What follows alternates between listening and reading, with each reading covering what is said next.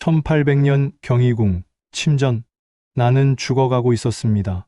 49년의 삶, 그중 24년을 왕으로 살았습니다. 아버지 사도세자의 한을 풀기 위해, 개혁을 위해, 이 나라를 바꾸기 위해 하루도 쉬지 않고 달려온 세월이었습니다. 그러나 침전은 조용했습니다. 신하들이 둘러싸고 있었지만 그들의 얼굴은 보이지 않았습니다. 시야는 점점 희미해져 가고 손끝은 식어져 갔습니다. 멀어져 가는 세상. 그런데 이상했습니다. 마치 거대한 숙명을 깨닫는 것처럼 마지막 순간 내 입에서 나온 말은 아들도 신하도 그 누구도 아닌 대비가 기거하던 회상전, 그녀가 사는 곳이었습니다. 왕대비 정순왕후, 나를 평생 괴롭힌 그 여인의 처소였습니다. 왜 나는 마지막 순간 미워도 미웠던 그녀를 찾았을까요? 이야기는 30년 전으로 거슬러 올라갑니다. 1759년, 나는 아직 어린 새손이었고 할아버지 영조께서는 환갑을 넘기신 나이였습니다. 할아버지께서는 첫 번째 왕비인 정성왕후를 일찍 여의셨고 두 번째 왕비인 선희왕후도 병으로 세상을 떠나셨습니다. 두 번의 상실, 외로운 왕에게 신하들이 아뢰었습니다. 전하, 왕실의 안위를 위해 다시 중전을 간택하소서. 그렇게 세 번째 왕비가 들어왔습니다. 정순왕후 김씨, 경주 김씨 집안의 딸. 그녀의 나이 겨우 15세였습니다. 15살, 여러분의 손녀, 여러분의 딸이 그 나이였을 때를 떠올려 보십시오. 아직 아이였을 그 나이에 66세 왕의 아내가 된 것입니다. 나이 차이 51세. 조선 역사상 가장 충격적인 혼인이었습니다. 법적으로 그녀는 내 할머니였습니다. 하지만 나이는 나보단 7살 많았고 내 어머니 해경궁 홍씨보다는 7살 어렸습니다. 말도 안 되는 일이었습니다.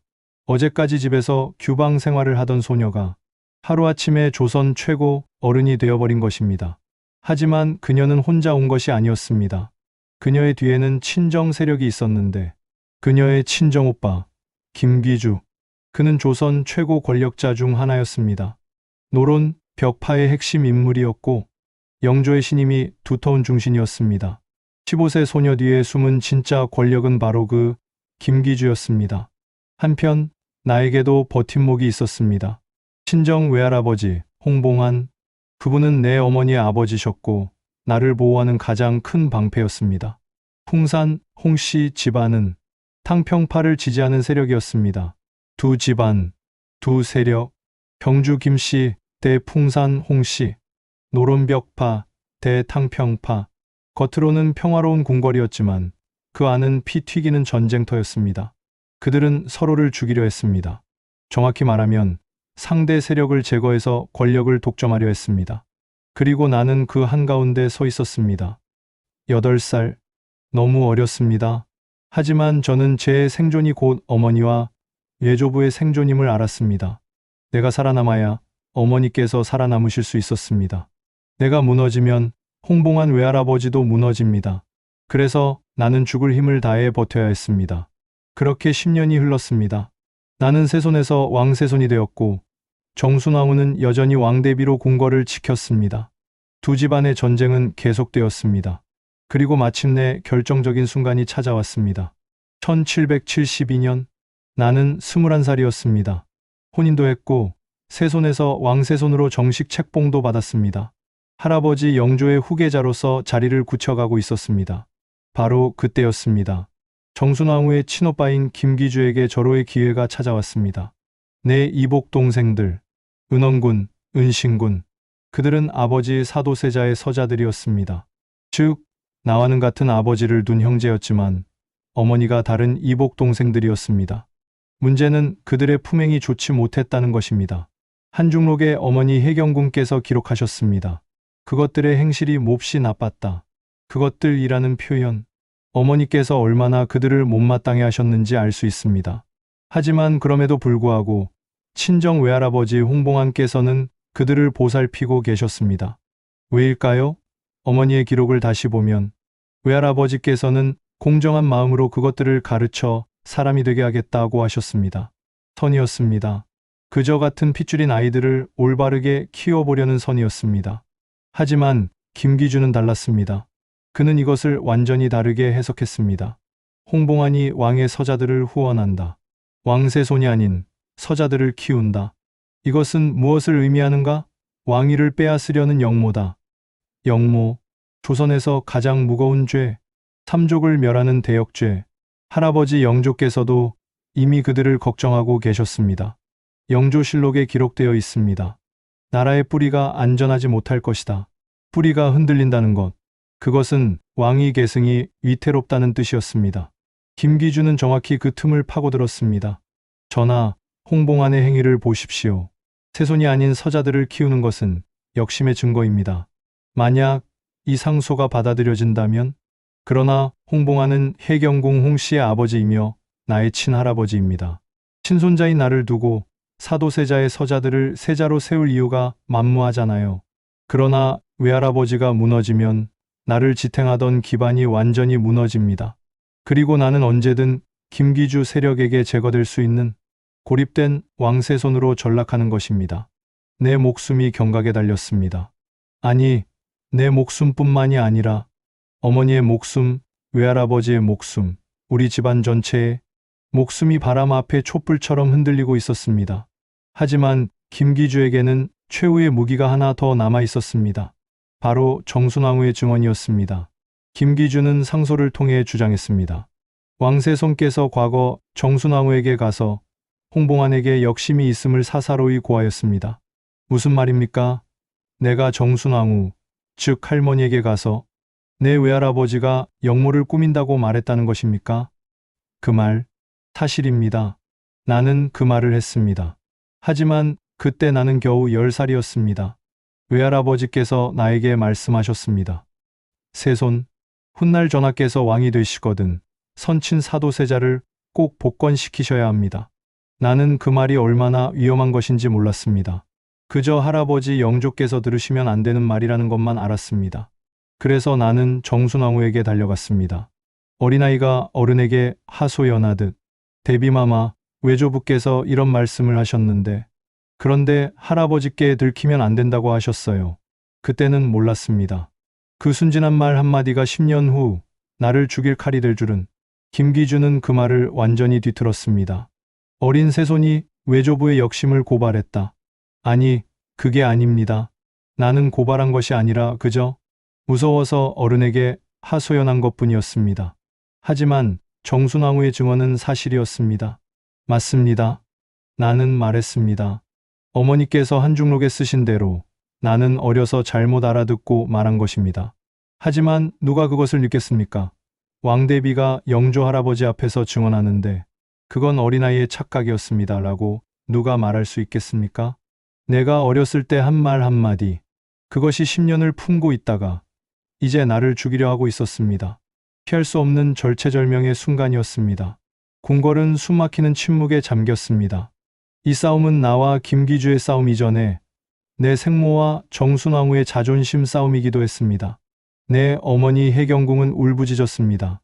한중록은 어머니의 절절한 심정을 기록했습니다.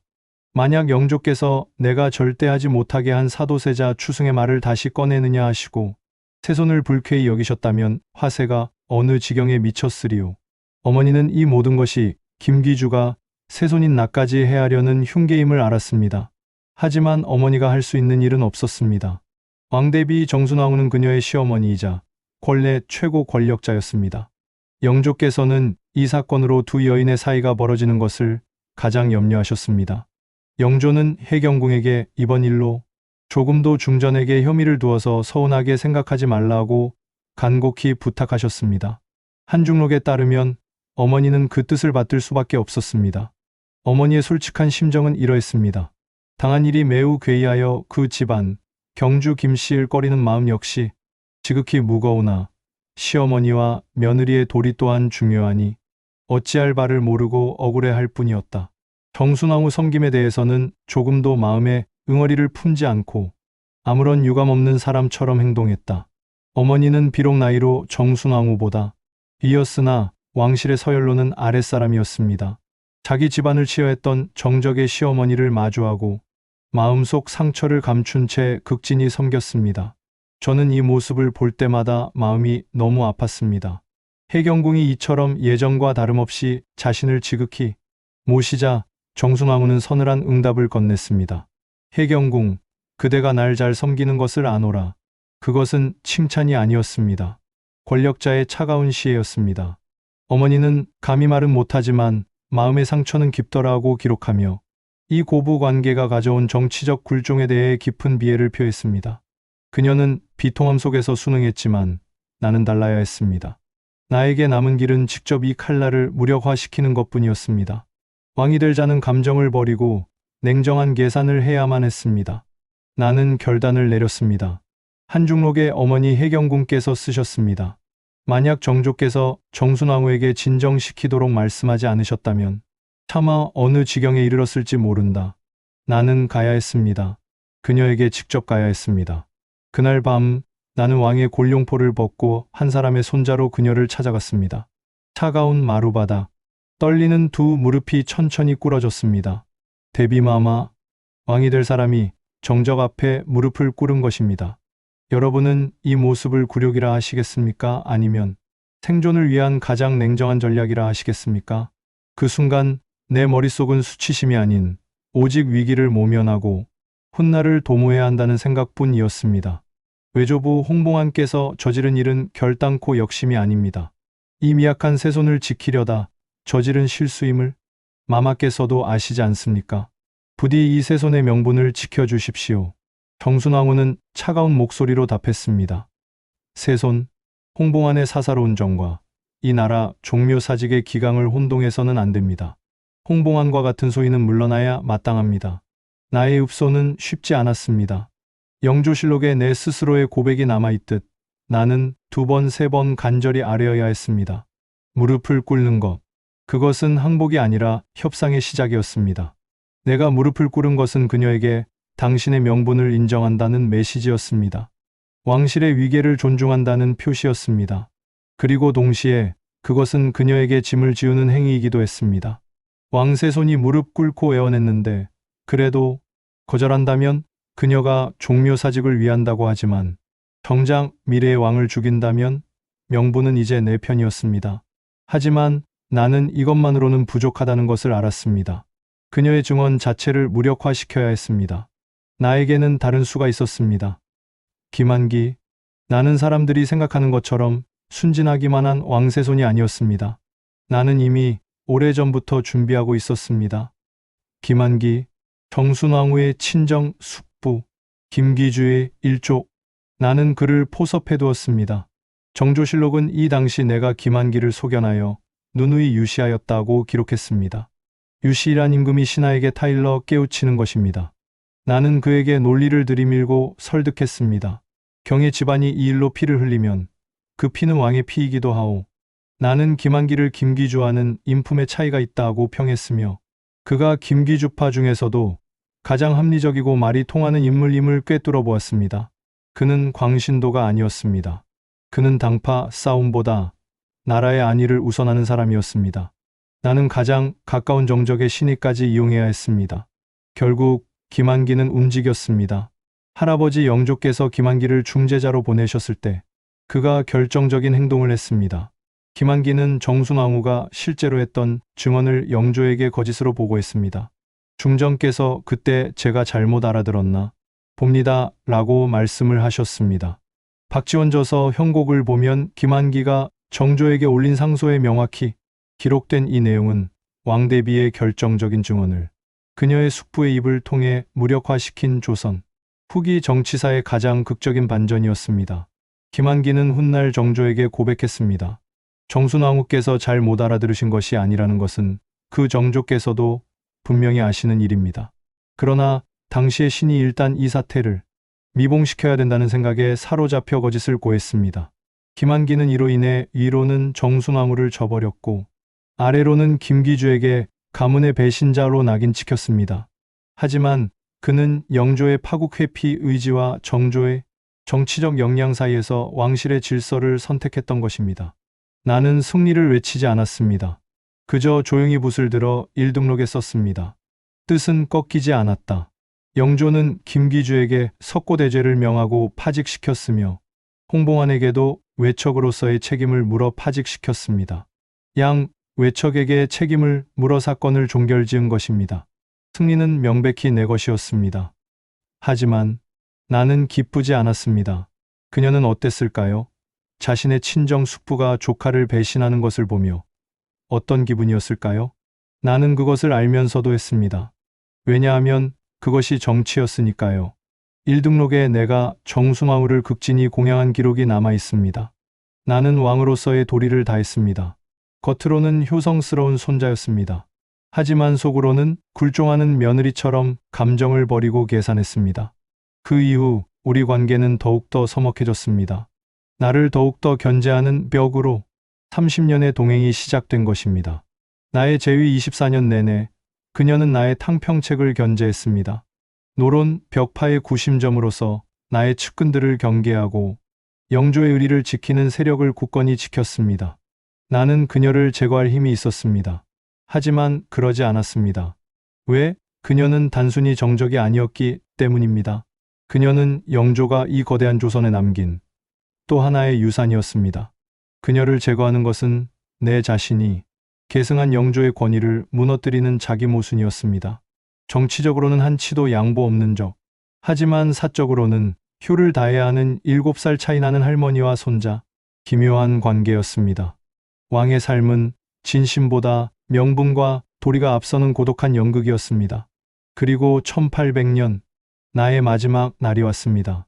심전은 조용했습니다. 신하들이 둘러싸고 있었지만 나는 혼자였습니다. 흐려지는 시야, 식어가는 손끝, 나는 마지막 힘을 짜내 누군가를 찾았습니다. 정순왕후, 30년을 함께한 그 여인. 신하들은 이해하지 못했을 것입니다. 왜 평생 정치적으로 맞서 싸운 그 여인을 마지막에 찾는가? 하지만 나는 알았습니다. 그곳에 모든 해답이 있었습니다. 첫째, 그녀는 내 평생의 숙제이자 나를 가장 강하게 만든 정적이었다. 그녀의 존재가 역설적으로 나의 방심을 막고 개혁을 멈추지 않게 했습니다. 둘째, 내가 사라지면 내 아들 순조는 그녀의 벽파 세력 앞에 맨몸으로 남겨질 것이었다. 셋째, 나는 나의 가장 강력한 적에게 나의 아들을 지켜달라는 최후의 무언의 부탁을 했던 것이다. 이 나라의 질서를 내가 미워했던 그 여인에게 위임하려 했던 것입니다. 그것이 내가 할 수 있는 마지막 정치였습니다. 강력한 개혁 군주 뒤에 숨겨진 고독한 한 인간의 절망과 체념이 서려 있었습니다. 내가 눈을 감은 후 정순왕후는 수렴청정을 시작했습니다. 그녀는 그녀의 방식으로 할아버지 영조께서 남기신 일의를 지킨 것입니다. 그것은 그녀가 생각하는 나라의 정통적인 질서를 복원하려는 또 다른 왕의 신념이었습니다. 그리고 그녀는 승리했습니다. 내가 24년간 공들여 쌓아 올린 탕평 정책의 기반은 무너졌습니다. 그녀는 수렴청정 후 신유박해라는 피의 숙청을 단행했습니다. 천주교를 명분으로 내가 키운 남인 세력과 내 측근들이 300명이 넘게 처형되거나 유배되었습니다. 나의 개혁은 좌절되었고 나의 꿈은 땅에 묻혔습니다. 나와 정순왕후의 30년 전쟁은 개혁을 통한 미래를 꿈꾼 나와 영조의 의리를 통한 질서를 지키려 한 그녀의 숙명적인 충돌이었습니다. 나는 왕이었지만 우리는 결국 가장 가까운 사람과의 관계 속에서 고독하게 싸워나갑니다. 여러분은 어떻게 생각하십니까? 정조가 마지막 순간 그녀를 찾은 이유, 후회였을까요? 아니면 용서였을까요? 그도 아니면 인정이었을까요? 댓글로 여러분의 생각을 들려주세요. 하지만 이야기는 여기서 끝나지 않습니다. 그리고 나의 투쟁도 끝나지 않았습니다. 왕이 된 즉위 1년, 나는 또다시 궁궐담을 넘는 칼날에 맞서야 했습니다. 다음 편에서는 정조의 입으로 직접 듣는 영모 사건의 진실, 피로 쓴 조선사 나경원 영모 사건, 나를 죽이려 한 자들에 대하여 말씀드리겠습니다. 구독과 좋아요는 큰 힘이 됩니다. 다음 편에서 뵙겠습니다.